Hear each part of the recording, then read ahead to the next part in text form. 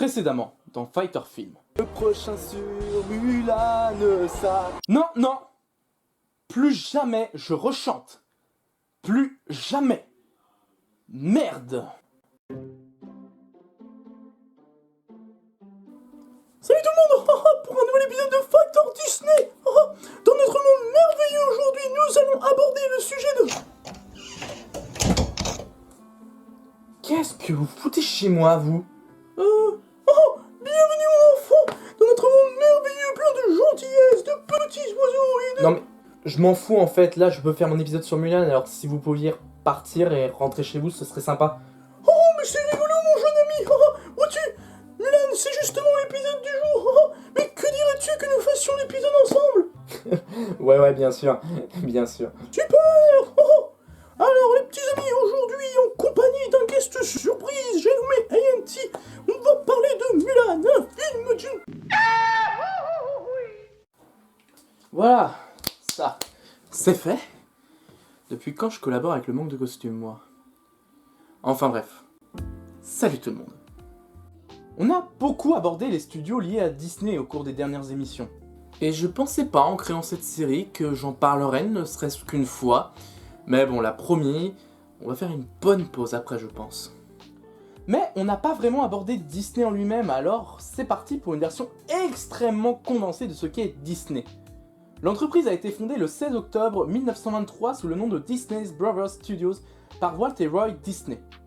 Elle est en 2012 le premier groupe de divertissement au monde, présent dans l'industrie des médias, journaux, radio, télévision, internet, avec des émissions et séries télévisées, du cinéma avec des courts-métrages d'animation, des longs-métrages d'animation et des films en prise de vue réelle, dans l'industrie du tourisme et des loisirs, ainsi que les produits dérivés de ces nombreuses productions. C'est tout ? La société obtient un important succès avec une série lancée en 1928, Mickey Mouse. Les années 1940 amorcent plusieurs changements avec une introduction en bourse et des besoins financiers très tendus qui amenèrent à une diversification des productions dans les années 1950. Le studio produit alors des films avec acteurs, des émissions pour la télévision et construit son premier parc à thème Disney World. Après la mort de Walt en 1966, puis celle de son frère en 1971, la société fait face à un certain marasme essentiellement dans ses productions. Au début des années 80, lors d'une tentative d'OPA à son encontre, la société est contrainte de changer son actionnariat et d'élire un nouveau PDG, Michael Eisner. Ce dernier lance à partir du milieu des années 80 de nombreux projets qui permettent à l'entreprise de devenir rentable à la fin de la décennie en capitalisant sur les productions telles que Disney Channel, Disney Store ou les développements des parcs à thème. Le studio diversifie ses productions cinématographiques en créant ou achetant d'autres studios comme Miramax, Touchstone, Hollywood. Au milieu des années 90, l'entreprise se diversifie dans les nouvelles technologies liées à Internet, Walt Disney Internet Group, les jeux vidéo, Disney Interactive, et devient un important groupe de médias, avec l'achat d'ABC ESPN, production et diffusion télévisuelle, la radio, tout ça. La fin des années 2000 voit l'entreprise devenir gestionnaire et distributrice de licences, avec entre autres les catalogues Disney de Baby H10, des Muppets, Jetix, de Pixar acheté en 2006, de Marvel acheté fin 2009, de Lucasfilm acheté en octobre 2012. Le 14 décembre 2017, Disney annonce acheter plusieurs actifs du groupe 21st Century Fox, dont 20th Century Fox, Sky, comprenant Sky Italia et Sky Deutschland, Star India, Fox Sportnet, et en 2019, Comcast achète Sky, tandis que Disney finalise le 20 mars 2019 l'achat de 20th Century Fox et de Star India. Je ne pense pas avoir besoin de vous citer des exemples de films faits par Disney, je pense que vous les connaissez aussi bien que moi. Sachez que ce résumé copié-collé de l'intro de Wikipédia que je viens de vous faire définit autant Disney que dire que dans JoJo's Bizarre Adventure, il y a des vampires et des stands. Il manque beaucoup de trucs. Au début, j'hésitais à faire un fighter film sur Hercule, déjà parce que c'est mon Disney préféré, et ensuite pour la recherche de soi et le parcours d'Hercule pour atteindre son objectif tout en surpassant chaque obstacle qui se dresse face à lui, et qu'on trouve dans énormément de films d'arts martiaux. Et je viens de me rendre compte que je vous ai spoilé mon avis sur Hercule pour si un jour je veux faire un épisode dessus, donc je suis un petit peu baisé en fait. Mais bon, aujourd'hui, comme vous l'avez subtilement compris dans l'épisode précédent, on va parler de Mulan. Mulan est le 54e long métrage d'animation et le 36e classique d'animation des studios Disney, ainsi que le 9e du second âge d'or. Le film fut un énorme succès au point de finir 5ème du box-office français de 1998 avec 5 793 697 entrées très précisément, juste devant La Vie est belle, ou dans son titre original La Vita è bella. Je le sais parce que j'ai beaucoup trop vu ce film quand j'étais en cours d'italien au lycée. Ma c'è una bellissima pellicola. Guardate questo capolavoro. Penda di Stronzi. Ah, mi scusa. Et derrière, Taxi. Que j'aime bien aussi, personnellement, mais c'est quand même honteux que ce soit au-dessus de Mulan et La Vita è bella. Mulan est une belle jeune femme qui vit dans un village chinois. Malgré son amour et son respect pour sa famille, son mépris des conventions l'éloigne des rôles dévolus aux filles dévouées. Quand son pays est envahi par les Huns, Mulan, n'écoutant que son courage, s'engage à la place de son père dans le but de lui sauver la vie. Elle va devenir, avec l'aide d'un dragon en quête de réhabilitation, un guerrier hors du commun, et ce malgré le fait que ce soit une femme dans un milieu d'hommes. Je pense pas avoir besoin de vous développer le synopsis plus longtemps parce que je pense que vous le connaissez au moins aussi bien que moi, si ce n'est même peut-être plus pour certains. Je crois que ce n'est pas possible puisque j'ai vu le film, donc c'est pas possible de me connaître le synopsis, enfin bref, on s'en fout. À la base, je voulais profiter du fait de parler d'un Disney pour pouvoir faire comme avec beaucoup de Disney, c'est-à-dire vous parler de détails et d'anecdotes autour du film, comme par exemple le fait que le criquet dans ce film n'a que 4 pattes alors qu'un vrai criquet ça en a 6, ou encore que les inscriptions sur le temple d'Epha est en réalité l'ensemble des noms des animateurs du film. Mais en vrai, à part ça, niveau anecdotes et secrets, il n'y a pas grand chose de trouvable sur Mulan. Mais, comme beaucoup de Disney, en tout cas pratiquement tous leurs classiques d'animation, si je ne dis pas de bêtises, presque tous, eh bien Mulan est inspiré d'une vraie légende. En l'occurrence, la légende de Hua Mulan. Et je vous préviens d'avance que je ne suis pas sûr du tout de la prononciation.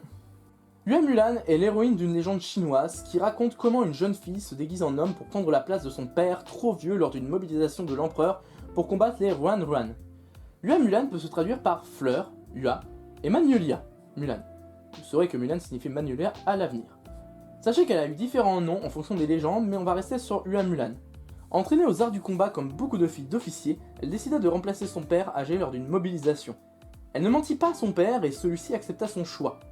Pendant 12 ans, elle se battit contre les Ruan Ruan sous la bannière de l'empereur Tai Wudi, dans l'armée du royaume des Wei. Elle devint générale après s'être distinguée durant les batailles. Elle était connue pour ses brillantes stratégies. En 12 ans de guerre, personne ne se rendit compte qu'elle était une femme. Alors que dans le film, elle se fait cramer au bout de quelques mois, allez, soyons gentils, 1 an grand maximum. Elle vient de perdre en crédibilité là, Mulan. Mademoiselle, il faut tout, il faut des héros, il faut des bistrots. Je saute volontairement une énorme partie de la légende, non pas par flemme, mais pour que la vidéo ne dure pas 1 heure. Quand la guerre fut terminée, Mulan prit sa retraite et retourna vite auprès de son père et de son petit frère. Elle ne demanda comme récompense qu'un cheval rapide et reprit l'ouvrage de tissage qu'elle avait abandonné pour partir en guerre. Et oui, pas de Chang dans cette histoire. Enfin, pour une fois qu'on a une happy end dans une légende.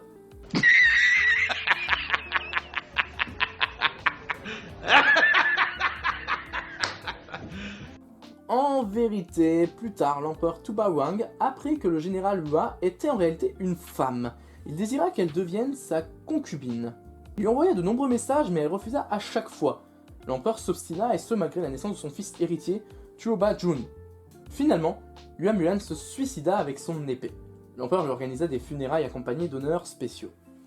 Et d'ailleurs, le remake de cette idée devrait être plus fidèle à la légende de base que le dessin animé, d'après mes sources. Si vous souhaitez découvrir des adaptations plus fidèles que le Disney de la légende, vous avez notamment le film qui a servi de support vidéo pour mon explication, dont le lien est dans la description, on peut le trouver sur YouTube, même si personnellement je le trouve pas très joli, il est quand même plus fidèle. Et la meilleure adaptation que j'ai trouvée est le film Mulan, sorti en 2011, qui est vraiment très sympa. Je vous conseille d'aller le regarder, peut-être qu'un jour je ferai une vidéo, on verra. Mais bon, on va peut-être revenir sur le film maintenant. Bon, d'un point de vue cinématographique, en vrai, j'ai pas grand chose à dire. Le film est excellent, magnifique.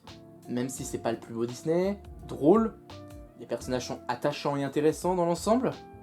Notre fun en VO, c'est Eddie Murphy qui prête sa voix à Mushu, et en chinois, c'est Jackie Chan. Bon, je pense qu'il va falloir que j'aborde quand même le sujet numéro 1 de ce film, le rapport à la femme. En faisant des recherches, j'ai vu beaucoup de choses liées au côté féministe du film. J'ai vu beaucoup de choses très intéressantes. Et quelques conneries aussi, mais ça on peut rien y faire. Pour que les choses soient claires tout de suite, je considère personnellement que chaque être humain est unique, qu'une femme ne sera pas forcément plus mauvaise qu'un homme dans un domaine masculin et inversement. Le sexe est déterminant pour certaines choses d'un point de vue biologique, c'est un fait, mais il est déterminant d'un point de vue social que si l'on veut qu'il le soit. Mais rien n'est imposé par la nature, et c'est à nous de choisir si on veut qu'il ait un impact ou non. Personnellement, je suis un homme, je n'ai aucune honte à en être un, et ça s'arrête là. Après, avant de me jeter des pierres, n'oubliez pas que ça reste mon avis et que je ne suis pas du tout un spécialiste du genre. Pour en revenir au film, mon analyse sur le féminisme du film est que Mulan se déguise en homme, non pas pour appartenir au monde des hommes, mais pour avoir le droit d'être à leur niveau. Mulan a du mal avec les bonnes manières d'une bonne épouse, comme ils disent, car elle ne cherche pas à être réduite au simple rôle d'épouse. Ce déguisement d'homme, et j'insiste sur le terme de déguisement, a une importance telle que la moindre découverte qu'il s'agit d'un costume lui coûterait la vie. D'ailleurs, on la voit se couper les cheveux, et beaucoup ont dû se dire que c'est juste pour mieux passer auprès des hommes. Mais en regardant le film, je me suis posé une question. Si elle voulait se couper les cheveux pour mieux passer chez les hommes, pourquoi ne pas les avoir coupés encore plus courts pour encore plus pousser le déguisement plus loin? On pourrait me rétorquer que c'est peut-être parce que il y a d'autres hommes qui ont cette coupe et que c'est peut-être la coupe du pays. C'est totalement possible. Mais à mon avis, c'est plus profond. C'est pour ne pas abandonner complètement le fait qu'elle soit une femme. D'ailleurs, le fait qu'elle le fasse avec une épée est fort symbolique. L'épée est la représentation de la masculinité. Et je ne parle pas forcément de symboles phalliques comme beaucoup le feraient. Beat, beat, beat, beat, beat, beat, beat, beat. Mais je vous parle d'un symbole du caractère stéréotypé masculin. Ce n'est pas pour rien qu'elle se regarde dans l'épée avant que celle-ci ne coupe littéralement son visage à l'image. Mulan semble, en coupant ses cheveux, abandonner sa féminité pour devenir homme. Mais en vérité, elle n'abandonne pas son genre. Elle décide d'utiliser l'épée, symbole de fierté, d'honneur et de puissance, symbole masculin dans l'idée de base, pour couper sa longueur de cheveux qui est un symbole féminin.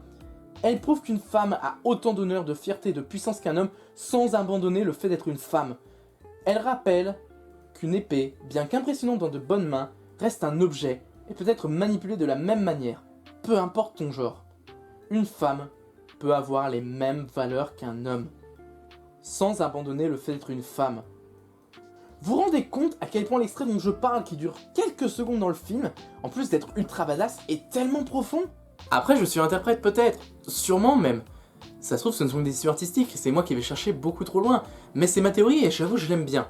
J'aurais pu aller beaucoup plus loin en vous parlant par exemple du fait que Yao, Ling et Shenpo sont vraiment efficaces lorsqu'ils se déguisent en femmes, faisant un contraste avec le fait que Mulan n'est pas si efficace que ça lorsqu'elle se déguise en homme.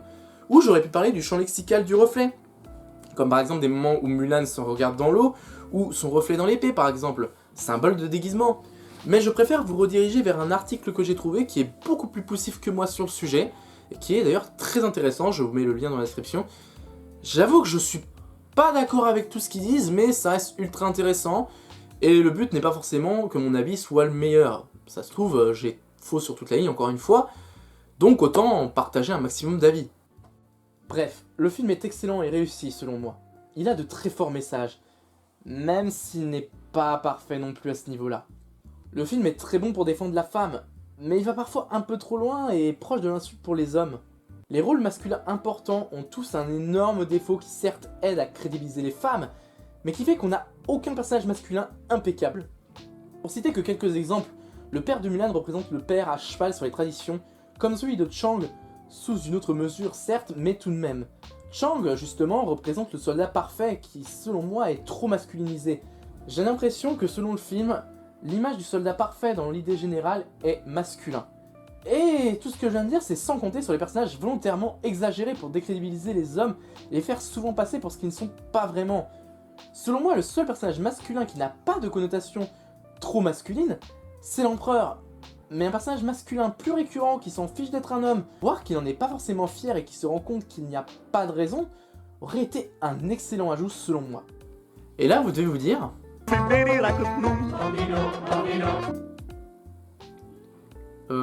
alors peut-être, mais c'est pas ça que je pensais.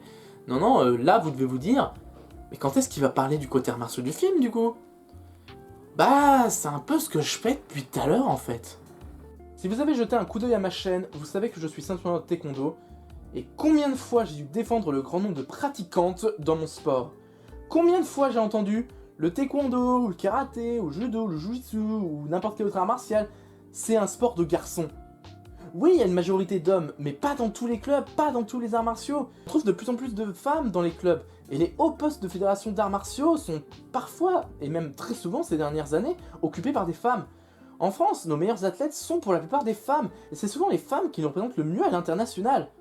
Mulan, qu'on soit d'accord ou pas avec le point de vue féministe du film, reste un symbole des femmes dans les arts martiaux. La chanson Comme un homme définit le film à ce niveau-là, et j'aurais pu faire tout un épisode rien que sur cette chanson. Lorsque Mulan réussit le défi du poteau que personne n'a réussi, c'est le premier moment où Chang ne chante plus. Chang, qui représente l'homme stéréotypé, comme je l'ai dit précédemment, et elle réussit à entraîner dans tous les sens du terme, c'est-à-dire entraîner la chanson, entraîner la réussite et entraîner les soldats, lorsque Chang arrête de chanter.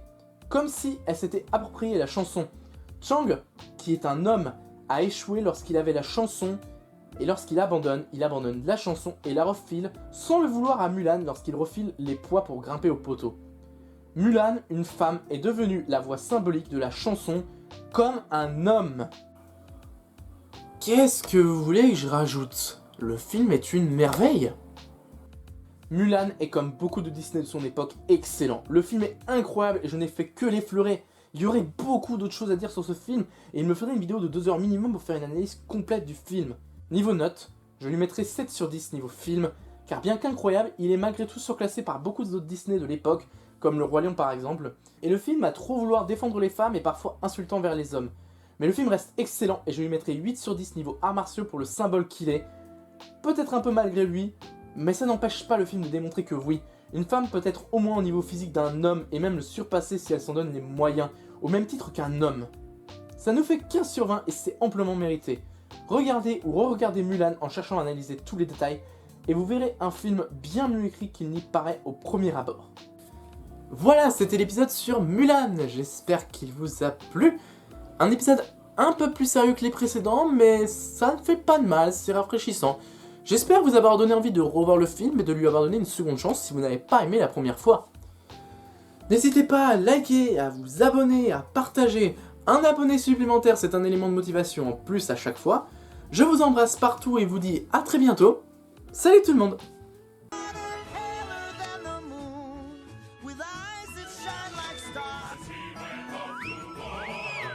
What do we want?